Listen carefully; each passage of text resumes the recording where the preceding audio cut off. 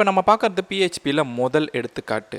ஒரு programming language கற்றுக்க ஆரம்பிக்கும் போது எப்போவுமே எல்லாரும் பண்ணுற ஒரு விஷயம் ஹலோ வேர்ல்டுன்ற இந்த டெக்ஸ்ட்டை பிரிண்ட் பண்ணி பார்க்குறது. இப்போ பிஹெச்பியில் நம்ம அதை தான் பண்ணி பார்க்க போகிறோம். அதுக்கு நீங்கள் ஃபர்ஸ்ட் உங்களோட அந்த பிஹெச்பியோட டைரக்டரிக்குள்ளே ஒரு பிஹெச்பி ஃபைலை உருவாக்கணும்.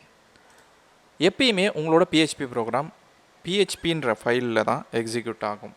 அதனால் நீங்கள் எந்த ஃபைல் நேம் வச்சாலும் அதுக்கு எக்ஸ்டென்ஷன் .phpன்னு தான் வச்சுருக்கணும். ஓகேவா?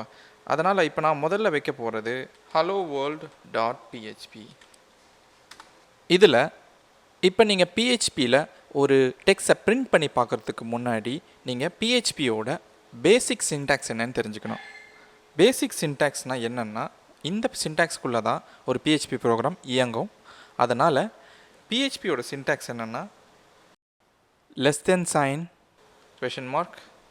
PHP ஸ்பேஸ் இருக்கக்கூடாது.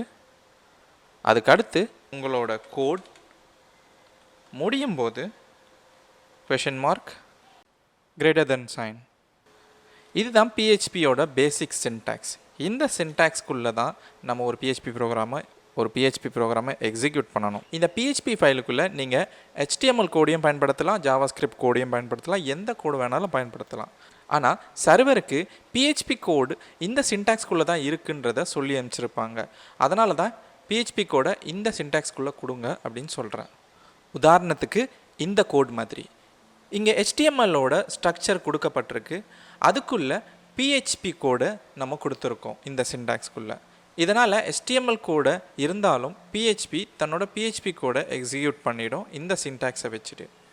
இப்போ நீங்கள் இதை எக்ஸிக்யூட் பண்ணி பார்த்தீங்கன்னா, அதாவது உங்களோட ப்ராஜெக்ட் டைரக்டரிக்குள்ளே போயிட்டு இந்த ஃபைல் நேமை நீங்கள் அக்சஸ் பண்ணிங்கன்னா உங்களுக்கு உங்களோட ப்ரோக்ராம் எக்ஸிக்யூட் ஆகி இங்கே வந்திருக்கும். இதில் நம்ம பிஹெச்பி கோடில் ஹலோ வேர்ல்டுன்ற இந்த டெக்ஸ்ட்டை தான் கொடுத்துருந்தோம்.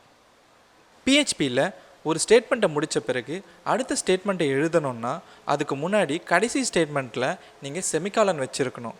அப்படி செமிகாலன் வச்சு முடிக்காமல் அடுத்த ஸ்டேட்மெண்ட்டை நீங்கள் எழுதுனீங்கன்னா, உதாரணத்துக்கு இந்த இடத்துல செமிகாலனே போடாமல் நான் 2 தடவை ஹலோ வேர்ல்ட் அப்படின்ற டெக்ஸ்ட்டை போட்டேன்னா இங்கே எனக்கு பிஹெச்பியில் எரர் அடிக்கும். ஏன்னா இந்த இடத்துல நான் செமிகாலன் வைக்கணும் அப்படிங்கிறது தான் எரர்.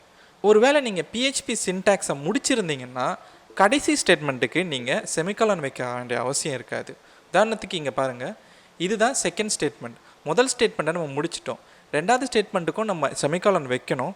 ஆனால் இங்கே நான் சின்டாக்ஸை முடிச்சிட்டேன். அதாவது பிஹெச்பியோட எக்ஸிக்யூட் ஆகிற மொத்த ஏரியாவையும் நான் முடிச்சிட்டதால் செமிகாலன் இனிமேல் தேவைப்படாது.